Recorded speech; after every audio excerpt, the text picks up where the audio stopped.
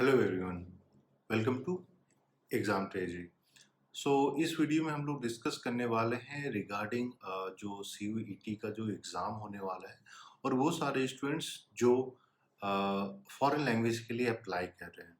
क्योंकि बार बार बहुत सारे स्टूडेंट का ये कॉल आ रहा है कि ये कौन कौन सी यूनिवर्सिटी में अप्लाई करना चाहिए या अलग से कौन कौन सी यूनिवर्सिटी का क्या क्या क्राइटेरिया है, और इन सारी चीज़ों को लेकर बहुत सारा कन्फ्यूजन है।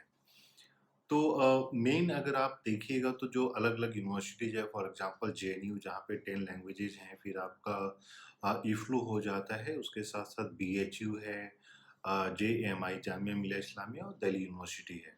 और साथ में आप चाहें तो एएमयू अलीगढ़ मुस्लिम यूनिवर्सिटी में भी अप्लाई कर सकते हैं। तो इसमें अगर आप देखते हैं तो जेएनयू और इफ्लू का दोनों का सेम ही क्राइटेरिया है अप्लाई करने का। सॉरी, सेम ही क्राइटेरिया है जिस पे उनका इवैल्यूएशन होगा। दोनों पे आपको इंग्लिश और जनरल टेस्ट देना है। लेकिन वहीं अगर हम लोग दिल्ली यूनिवर्सिटी को देखते हैं तो उनके पैटर्न में बहुत सारा चेंजेस किया गया है। चेंजेस ये है कि इर्रिस्पेक्टिव ऑफ आप कौन से लैंग्वेज के लिए दे रहे हैं, आपको उस लैंग्वेज का एग्ज़ाम देना है। उसके साथ-साथ आपको डोमेन स्पेसिफिक सब्जेक्ट्स भी चूज़ करना है। डोमेन स्पेसिफिक में आपको जनरल टेस्ट तो एक देना ही देना है, उसके साथ-साथ आपने जो 12th लेवल पर जो भी सब्जेक्ट्स पढ़ी है, उसके भी आपको एग्ज़ाम देने पड़ेंगे। इसका मतलब ये हो जाता है कि दिल्ली यूनिवर्सिटी में अगर आप अप्लाई करना चाह रहे हैं तो आपको कुछ ज़्यादा ही सब्जेक्ट्स पे फ़ोकस करना होगा। लेकिन वहीं जामिया या बीएचयू हम लोग देखते हैं तो उसमें आपको सिर्फ़ जनरल टेस्ट ही देना है। इफ्लू का एक कंडीशन क्या है, ये मीडियम ऑफ लैंग्वेज है कि जहाँ पे आपको इफ्लू में अगर आप एडमिशन चाह रहे हैं तो आपको सिर्फ़ इंग्लिश लैंग्वेज या इंग्लिश मीडियम में ही एग्ज़ाम देना है। वहीं जेएनयू में इस टाइप का कोई स्पेसिफाइड नहीं है कि आपका मीडियम क्या होना चाहिए अपार्ट फ्रॉम इंग्लिश का जो टेस्ट है, जहाँ पे आपको इंग्लिश में ही एग्ज़ाम देना होगा। तो ऐसे जो भी स्टूडेंट हैं जो जेएनयू के साथ-साथ मान लीजिए इफ्लू का भी प्लान कर रहे हैं, तो आप लोगों को सिर्फ़ और सिर्फ़ इंग्लिश मीडियम ही चूज़ करना चाहिए। ये नहीं कि आपने हिंदी चूज़ कर लिया, जेएनयू में तो आपको मिल सकता है या बीएचयू में मिल सकता है, लेकिन इफ्लू में मुश्किल होगी। प्लस एक जो क्वेश्चन आ रहा था कि कितने यूनिवर्सिटी चूज़ करना चाहिए, कितने लैंग्वेजेज़ चूज़ करना चाहिए। मैं तो सबसे रिक्वेस्ट करूँगा कि आप अभी जितना यूनिवर्सिटीज़ है सबको सेलेक्ट कर लीजिए, लैंग्वेजेज़ को सेलेक्ट कर लीजिए, क्योंकि एक बार जब स्कोर आपका आ जाएगा या एग्ज़ाम के बाद आप यूनिवर्सिटी वाइज़ आपको प्रेफ़रेंस पूछा जाएगा।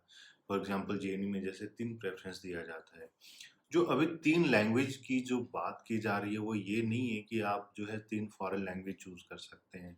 3 लैंग्वेज की जो बात की जा रही है कि आप टोटल 9 में से 3 लैंग्वेज ही चूज़ कर सकते हैं। इसका मतलब ये हो जाता है कि आप किसी 3 लैंग्वेज में ही एग्ज़ाम दे सकते हैं। फॉर एग्ज़ाम्पल दिल्ली यूनिवर्सिटी के केस में क्या है कि आपको उस लैंग्वेज का भी एग्ज़ाम देना होगा। फॉर एग्ज़ाम्पल अगर आप फ्रेंच के लिए अप्लाई कर रहे हैं, तो आपको फ्रेंच का एग्ज़ाम देना होगा। अगर मान लीजिए आपने फ्रेंच, जर्मन और स्पेनिश चूज़ कर लिया, तो आपको फ्रेंच, जर्मन, स्पेनिश का एग्ज़ाम देना होगा।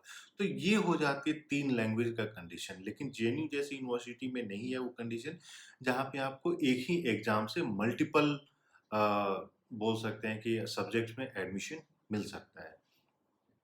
तो ये हम लोगों ने सोचा कि एक इम्पॉर्टेंट है जो आप लोगों के साथ मैं शेयर कर दूँ। और उसके साथ ही अब इंग्लिश पे थोड़ा-सा आप लोग को ज़्यादा फ़ोकस करना पड़ेगा, क्योंकि मान के चलिए 40 क्वेश्चन्स अगर आप इंग्लिश से आ रहे हैं एक जेएनयू में या फिर आप बोल सकते हैं इफ्लू के केस में, तो वेटेज थोड़ा-सा ज़्यादा बढ़ जाता है। और इसी के लिए एग्ज़ाम टेजी की तरफ से जो है ऑनलाइन हम लोग जो है टेलीग्राम चैनल पे एक सेपरेट टेलीग्राम चैनल हम लोगों ने क्रिएट किया है, जहाँ पे इंग्लिश के प्रैक्टिस सेट्स डेली के डेली हम लोग प्रोवाइड करते हैं। तो उस टेलीग्राम चैनल का जो लिंक है वो हम लोग वीडियो के डिस्क्रिप्शन में डाल देंगे, या फिर आप लोग हम लोग को कॉल या मैसेज भी कर सकते हैं और हम लोग वो आपको प्रोवाइड करेंगे। और इस बार कंपटीशन थोड़ा टफ हो जाएगा, क्योंकि एक जेनेटिक एग्ज़ाम होने वाला है। इंग्लिश में बहुत सारे ऐसे बच्चे हैं जो इंग्लिश में स्ट्रॉन्ग होते हैं। जितने सीबीएसई या आईसीएसई बोर्ड से होते हैं तो उनका इंग्लिश रिलेटिवली अच्छा होता है।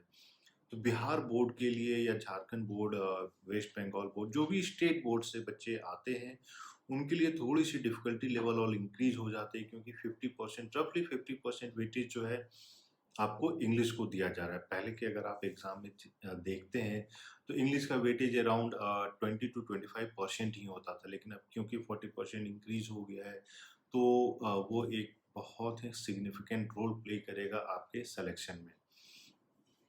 और इसी के लिए एग्जाम ट्रेजरी की तरफ से बहुत सारे इंग्लिश प्रैक्टिस सेट्स प्रोवाइड किए जा रहे हैं जो हम लोग ऑनलाइन क्लासेस प्रोवाइड करते हैं। उसमें सारा चीज़ इंग्लिश के प्रैक्टिस सेट्स होते हैं, topic wise question bank provide किया जाता है कि आप कितना ज़्यादा से ज़्यादा प्रैक्टिस कर सकें। तो ये फॉरेन लैंग्वेज के एग्ज़ाम के लिए आपको कुछ अगर स्पेसिफिक जानना है या और क्लासेस के बारे में आपको जानना है, स्टडी मटेरियल के बारे में आपको जानना है, तो आप लोग कॉल या मैसेज कीजिए। हम लोग का नंबर है 8448878849, या फिर वीडियो के डिस्क्रिप्शन में आपको गूगल फॉर्म मिलेगा, उस गूगल फॉर्म को भी जाके आप फिल कर लीजिए, सो दैट आपको सारा इंपॉर्टेंट अपडेट्स मिलता रहे। So thank you and all the best.